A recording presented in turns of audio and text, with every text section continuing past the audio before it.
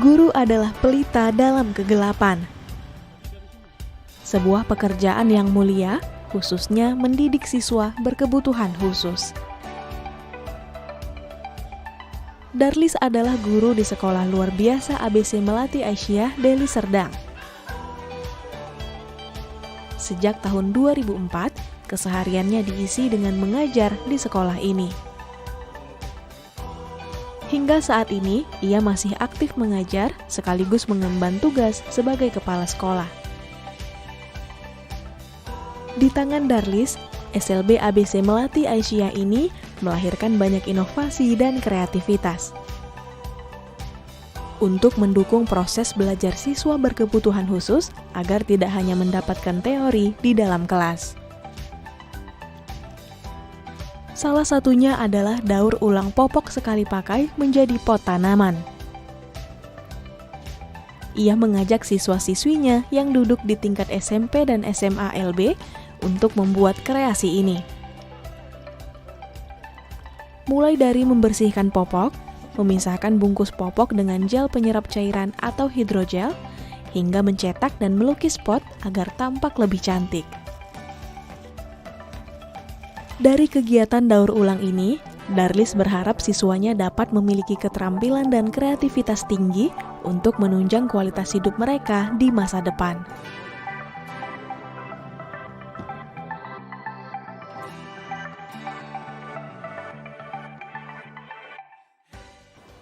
Guru adalah pelita hidup kita. Melalui pengabdiannya, kita yang semula tidak tahu menjadi tahu. Perjuangan seorang guru patutlah kita hargai pemirsa, sebab guru adalah pahlawan tanpa tanda jasa. Seperti narasumber saya kali ini yang sudah mengabdikan dirinya sejak tahun 2004 untuk mengajar di Sekolah Luar Biasa ABC Melati Aisyah. Langsung saja kita sapa bersama, ada Pak Darwis. Assalamualaikum Pak.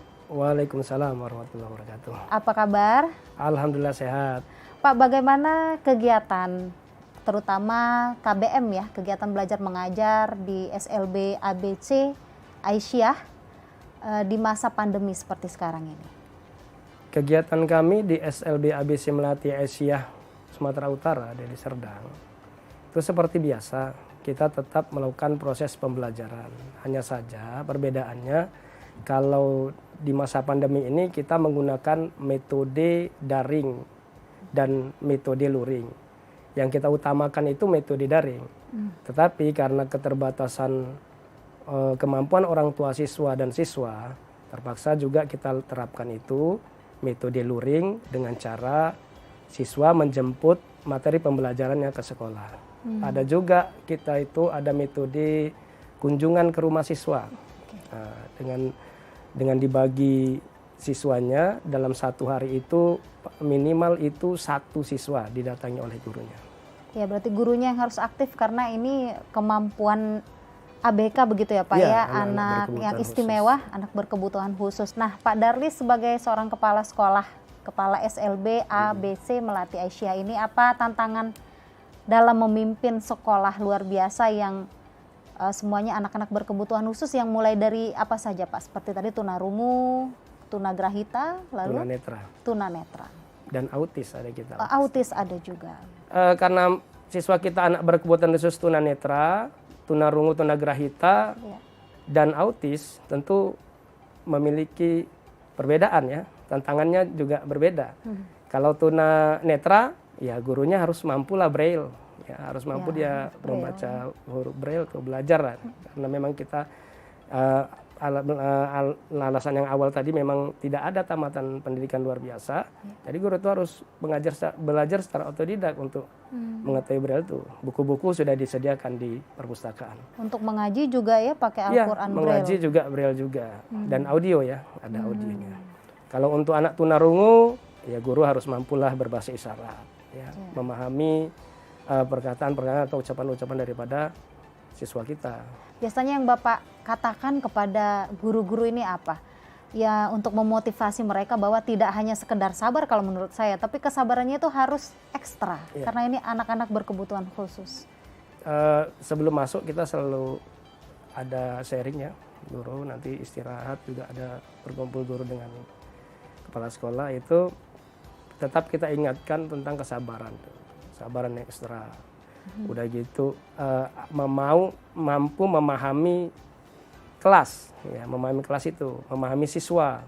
Karena siswa ABK ini tidak bisa dia belajar lama. Kalau sudah tidak mau belajar lagi, dia uring-uringan Bosan itu. gitu. Guru ini harus mampu mencari cara bagaimana siswa ini tidak uring-uringan dalam kelas, tidak keluar masuk, keluar dan masuk dalam kelas gitu. Jadi dan alhamdulillah guru-guru kita memang sabar ya, sabar dan luar biasa mendidik anak-anak ini. Pak Darwis ini membuat berbagai program akselerasi untuk meningkatkan keterampilan anak-anak berkebutuhan khusus, atau kalau kita biasanya sebut anak istimewa ya Pak ya. Nah, ini salah satunya adalah dengan mengajarkan daur ulang popok sekali pakai. Kok bisa Pak larinya ke popok? Kita kepala sekolah itu kan ada paling tidak ya 5 kompetensi kepala sekolah ya. Yang pertama itu manajerial, kewirausahaan, sosial, kepribadian, satu supervisi. Di kewirausahaan kepala sekolah itu dituntut untuk bagaimana anak-anak siswa-siswa itu apakah itu berkebutuhan khusus atau tidak. Ya kalau kita berkebutuhan khusus itu memiliki vokasional keterampilan ya, keterampilan yang memang mereka mampu untuk melaksanakan itu. Jadi awalnya sih kalau saya melihat Pampers ini, popok sekali pakai ini kan merupakan sampah, salah satu sampah penyumbang terbesar kedua itu, paling tidak ada 21% ya yang di laut itu. Nah, ini melihat dampaknya yang bahaya untuk lingkungan, makanya saya coba cari-carilah di media sosial atau searching. Ternyata memang popok sekali pakai ini bisa didaur ulang. Kalau kainnya itu bisa jadi pot bunga, kalau jelinya itu bisa dijadikan media tanam dan pupuk cair. Dan alhamdulillah siswa tertarik karena mudah gitu ya, mudah hanya dicampurkan. Hanya dibersihkan Pampers itu, dicampurkan kainnya dengan cairan semen, baru dibentuk. Mudah, dan karena mudahnya membuat popot ini, siswa-siswa jadi bersemangat untuk, terutama yang SMP dan SMA LB ya, untuk terus tiap hari membuat. Berarti ini yang paling aktif itu yang SMA?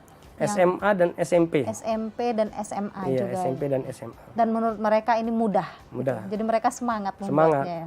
Selain itu kan pot itu kan dilukis tuh. Oh, dilukis lagi. Dilukis. Jadi mereka juga yang melukis. keterampilan anak-anak tunarungu ini itu untuk melukis itu luar biasa. Jadi mereka itu melukis. Mereka punya kelebihan di melukis itu. Dan bukan hanya dilukis, dijahit juga. Jadi dalam pembuatan pot dari popok ini bukan hanya satu vokasional yang kita bisa, keterampilan yang bisa kita lakukan, tapi ada melukis, menjahit, ya kan? Ada juga yang mewarnai, nah itu. Ada juga ya gerabah ya, membuat bagaimana pot itu cantik. Baik, Pak, hasil dari daur ulang popok sekali pakai itu untuk bisa menjadi pot bunga ini apakah sudah dipasarkan keluar, jadi tidak hanya di lingkungan sekolah saja, tapi ini kan tadi Bapak bilang lingkungan sekitar guru-guru tinggal juga udah tahu gitu ya? Ya, kalau untuk pemasaran ya, yang pertama kita pemasaran kita yang pertama itu di guru dulu ya, guru dan warga sekolah, orang tua siswa, orang tua siswa juga, dan sekolah-sekolah yang dekat dengan kita. Ada sekolah SLB juga mesan ke kita, Pak, saya pesan 20, udah. Yang motif apa yang biasa? Kalau yang biasa harga lebih murah. Kalau yang motif itu harganya dulu kisaran lebih mahal. Ngomong-ngomong harganya berapa? Ini mungkin pemirsa di rumah juga penasaran ya. Kalau yang paling sederhana? Yang paling sederhana itu 7.000 udah dapat. 7.000. 7.000 dengan besar ya, panjang dia 7.000. Tapi kalau sudah dilukis, ini lukisan ini yang buat mahal ya? Itu. Ya kita nggak bisa menghargai, tergantung lukisan apa gitu kan. Kisaran harganya dari rentang berapa? Dari rentang 20 lah. 20.000. Saya pikir ya relatif murah ya, pemirsa, nggak gitu mahal kok, Pak. Berarti peminatnya juga banyak ya. Nah, pemirsa, kita juga bisa menghargai begitu ya, apresiasi terhadap apa yang sudah anak-anak berkebutuhan khusus ini lakukan dengan membeli pot. Jadi ganti dari pot plastik ke pot dari limbah. Pot limbah popok sekali pakai. Ini juga adalah salah satu aksi menyelamatkan lingkungan. Pak Darlis, kita lanjut lagi di segmen berikutnya. Baik pemirsa, sebelum kita ngobrol lebih jauh lagi, kita saksikan dulu tayangan berikut ini.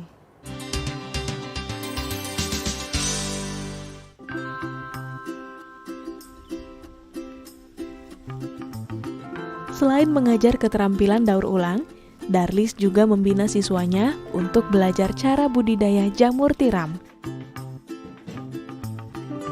Budidaya jamur ini merupakan usaha keluarganya sejak tahun 2010 lalu.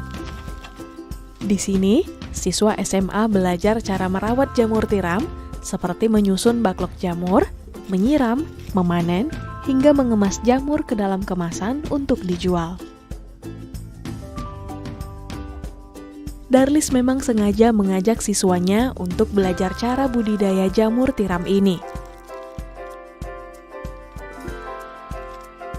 Tujuannya agar siswa-siswanya dapat memiliki keterampilan dan pengalaman yang dapat digunakan untuk menjadi sumber penghasilan mereka kelak.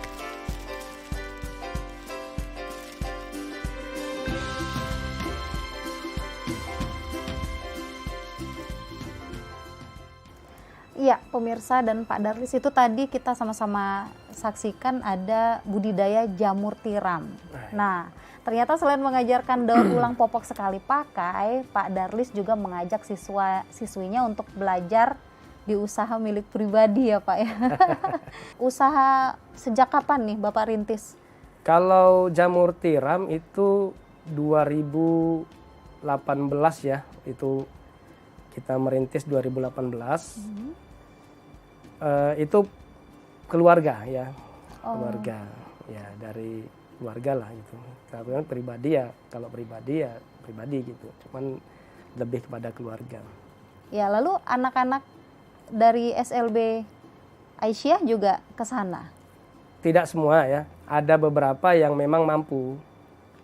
Karena tujuannya agar mereka itu bisa beradaptasi dalam melakukan pekerjaan setelah mereka itu tamat daripada sekolah. Ya, ini lebih ke kewirausahaan tadi ya Pak ya. Pak, mengapa Bapak memilih anak-anak ini untuk ya katakanlah visi ke depan adalah menjadikan mereka wirausahawan yang mandiri? Kenapa saya harus memilih mereka? Yang pertama karena ada satu tugas saya sebagai kepala sekolah SLB. Kita melihat kan anak-anak berkebutuhan khusus ini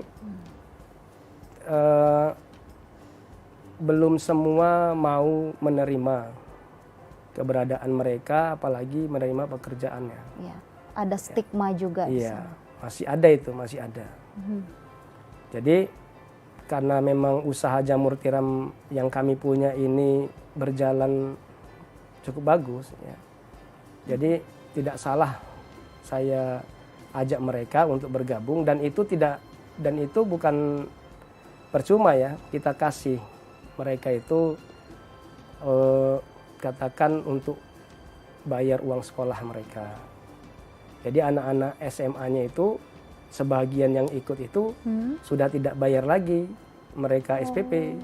Nah, itu langsung kita bayarkan melalui hasil daripada jamur ini. Pasti orang tua mereka juga gembira ya Pak? Nah, gembira, senang malah kan. Senang. Bapak melihat kalau masih banyak juga yang memberi stigma gitu kepada anak-anak berkebutuhan khusus sehingga mereka ini sulit sekali terserap oleh lapangan pekerjaan. Apa pendapat Bapak? Saya pikir pemerintah juga sudah mengeluarkan perpunya ya, undang-undangnya itu ya, untuk anak-anak berkebutuhan khusus diterima paling tidak dalam 100 karyawan ataupun orang itu ada satulah anak-anak berkebutuhan khusus itu bekerja.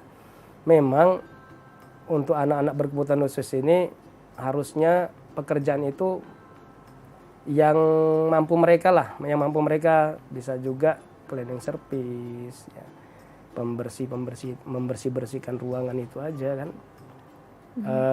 Tidak terkait tentang apa namanya IT. Kalau IT pun ada sebagian bisa. Ada juga sebagian ada yang sebagian bisa. bisa, cuman tidak banyak lah. Ya. Baik Pak, kita lanjut lagi, masih punya segmen terakhir. Pemirsa, apa pendapat masyarakat tentang sosok Bapak Darlis? Kita dengarkan dalam tayangan berikut ini. Ya, kalau menurut saya mungkin bagus sekali sih ya Bu ya. Lebih bagus, terus mungkin kalau kami mau teruskan lagi gitu ya Bu ya, lebih bagus sekali lagi gitu. Harapan saya itu Bu, untuk kelanjutannya supaya ini Pak Darlis ini mungkin lebih lagi ya Bu ya, supaya ini meningkat lagi, dan anak-anak ini mungkin kalau misalnya udah ada seperti ini Bu ya, bisa usaha sendiri, pokoknya meningkat lagi supaya kami gimana caranya supaya kami bisa maju gitu Bu.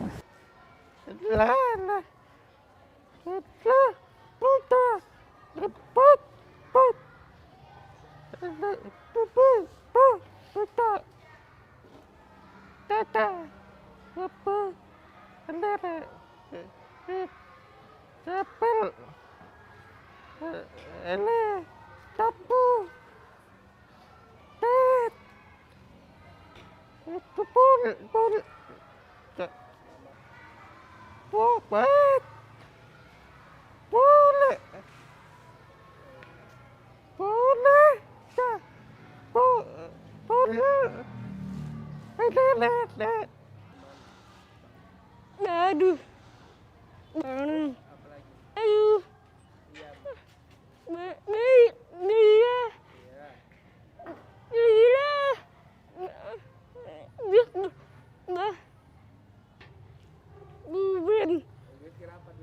Dia. Bubut mana? Apalagi. Iyan. Dia sehat udah. Yang ben. Itu tadi komentar warga. Pak, dari didikan Pak Darlis sendiri, apakah sudah ada siswa yang telah berhasil mandiri, kemudian punya usaha sendiri? Kalau untuk punya usaha sendiri, itu tergantung orang tua siswanya. Ya. Ada apa tidak modalnya gitu kan. Tapi kalau untuk bekerja, siswa-siswa kita yang sudah tamat dari SLB ABC Melati Asia, itu sudah banyak ya. Sudah ada banyak. beberapa orang yang sudah bekerja dan bahkan mandiri gitu. Ya, bekerjanya ada yang kalau di sekolah dulu dia kan di Tata Boga nih. Sekarang dia bekerja di pembuatan pancake. Dan itu sudah menjadi pekerja tetap ya, karyawan tetap ya di satu pabrik pancake itu di daerah Deli Serdang. Dan ada juga yang bekerja di walet ya, walet memilih dari cairan burung walet itu. Iya. Banyak yang bekerja di situ. Ada juga yang sudah bekerja menjadi guru. Ada yang sudah menjadi guru. Menjadi guru di sekolah kita sih. Wah, luar biasa. Menjadi guru di sekolah kita mengajari tentang keterampilan. Oh, dia mengajari keterampilan. Pasti lebih lebih menguasai ya lingkungannya. Bahkan siswa yang anak-anak kita yang diajari dia lebih cepat nangkap gitu. Lebih cepat nangkap dan lebih semangat karena gurunya ini sama gitu. Ya, dan pasti pinter bahasa isyarat gitu ya, Pak. Sudah tentu pasti. Pak, sebagai pimpinan di sekolah luar biasa. Bagaimana tanggapan Bapak terhadap orang tua yang ada juga yang masih, mohon maaf, menyembunyikan anak ABK-nya? Padahal ya mungkin masih menganggap anak ini aib bagi keluarga. Padahal ini anak istimewa yang dititipkan Allah Subhanahu wa taala. Jadi kalau saran saya pada orang tua yang masih belum menerima keberadaan anaknya yang istimewa ini, yang pertama sadar ya kan, bahwasanya anak itu kan dilahirkan dalam keadaan suci ya, pertama dengan suci, yang kedua sempurna sebenarnya semua, cuman perbedaan potensi saja. Tidak banyak anak-anak kita yang sekolah di luar biasa, tidak sedikit ya anak-anak kita yang di sekolah di luar biasa ini, di SLB ABC Melati SL Sumatera Utara, yang telah memiliki bakat. Ya, bakat itu bahkan sampai tingkat nasional. Tahun 2016 kita mendapatkan juara 1 melukis di tingkat provinsi dan dikirim ke Manado untuk mengikuti tingkat nasional. Walaupun di sana kita belum dapat, tapi anak-anak berkebutuhan khusus ketika saya lihat di sana dari seluruh provinsi itu luar biasa kemampuan mereka di bidang melukis, di bidang seni, di bidang seni tari, seni musik, pantomim. Itu luar biasa. Mereka itu ketika mereka dipercayai untuk mengembangkan bakatnya itu, maka mereka akan menjadi anak yang betul-betul luar biasa dan istimewa. Jadi bagi orang tua yang masih malu dan tidak terima dengan anaknya ini, sadar dan sekolahkanlah mereka di sekolah yang membina dan membimbing mereka, itu SLB. Dimanapun SLB itu, sekolahkan di SLB. Kalaupun tidak di SLB, di sekolah inklusi. Sekolah inklusi, sekolah reguler yang menerima anak-anak berkebutuhan khusus, tetapi memang memiliki shadow teacher, ya, guru pendamping. Tidak sedikit juga anak-anak berkebutuhan khusus yang sekolah di sekolah inklusif tersebut yang akhirnya bisa diterima oleh anak-anak yang reguler. Iya.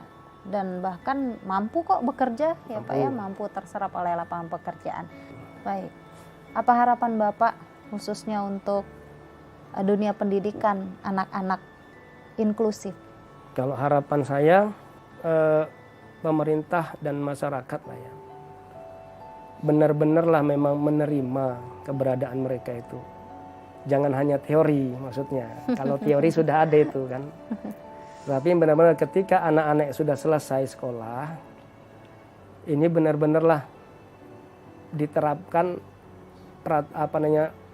yang sudah ditulis oleh pemerintah itu untuk menerima mereka dalam bekerja.